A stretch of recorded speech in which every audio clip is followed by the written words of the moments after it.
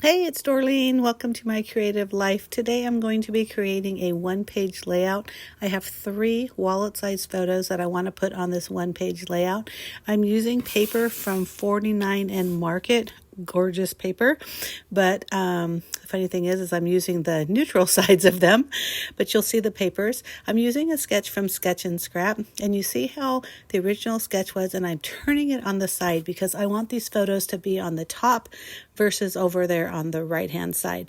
So I'm using some very neutral tones, like I mentioned, of the papers, and then just a pop of color with that purple and that green. I am really excited about doing this layout. The photos, unfortunately, are not the best, but they're there to tell the story.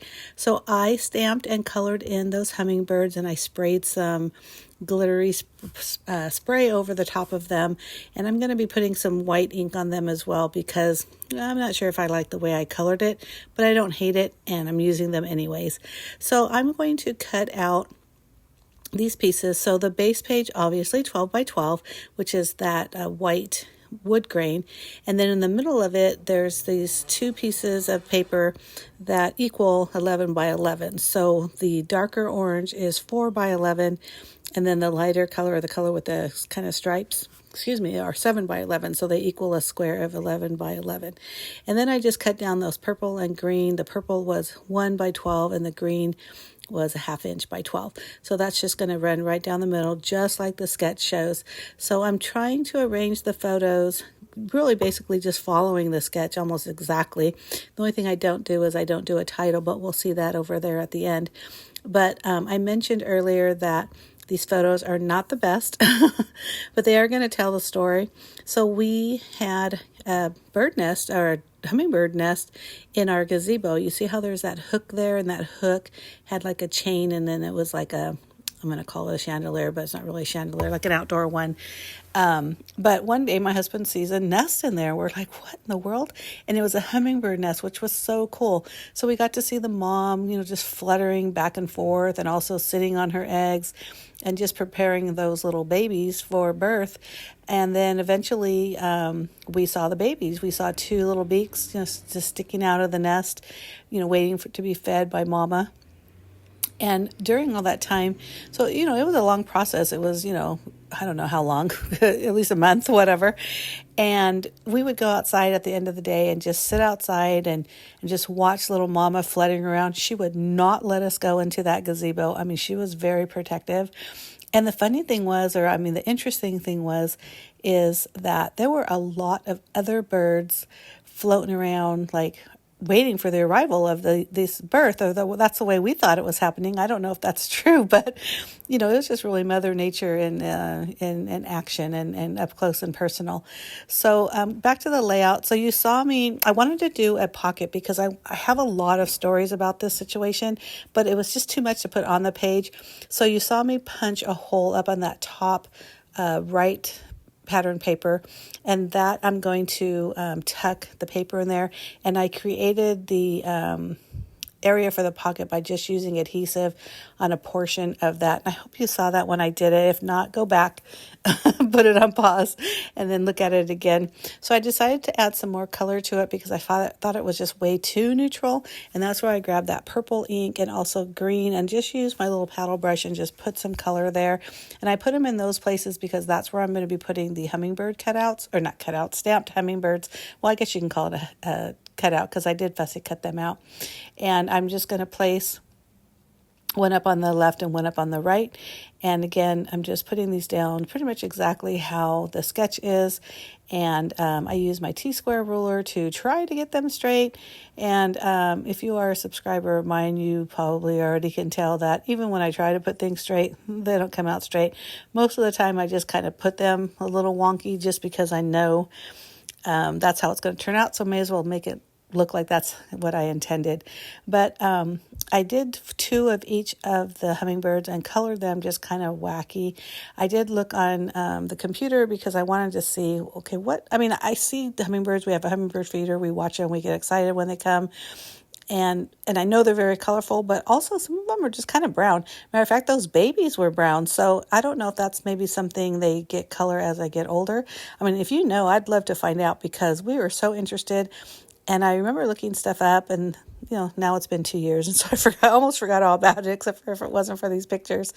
But I grabbed a little label, is what I call these shapes. I cut a whole bunch out in like black, white, and also like a neutral color, and I use them for just this, for cards, for embellishment bases, journaling spots, just whatever, in both cards, layouts, whatever my projects are.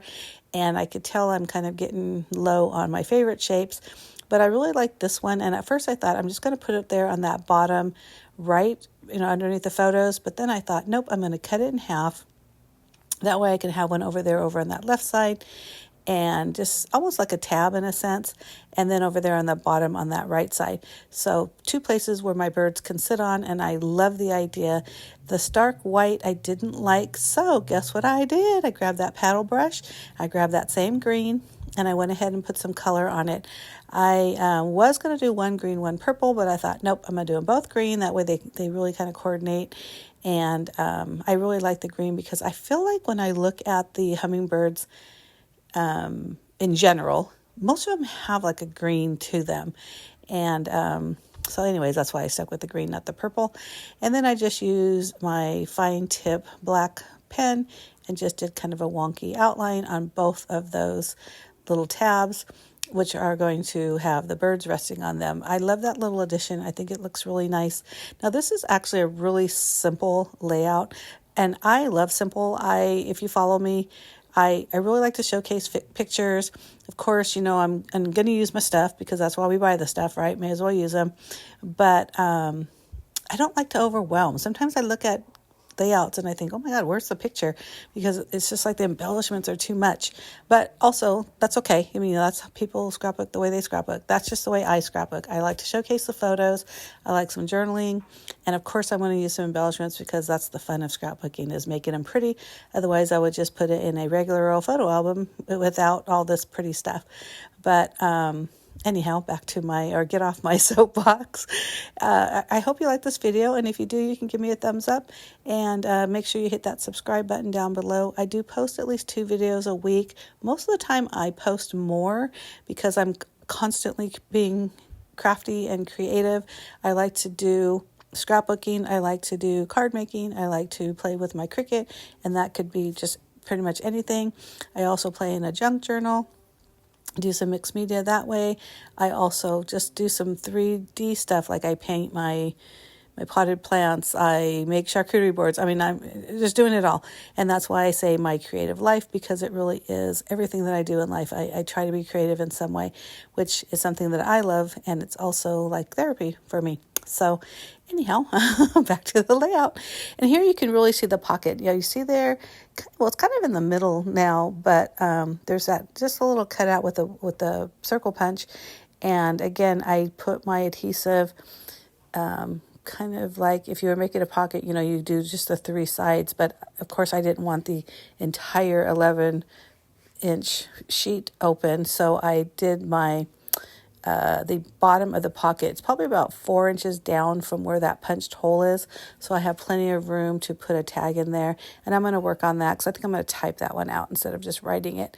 But I'm just using these journaling strips just to put some basic journaling on the front of the scrapbook, because this is the basic. Now, if you really want to get into more, then you could pull out the tab, and I'll put something like that, pull here for more info, or, something like that.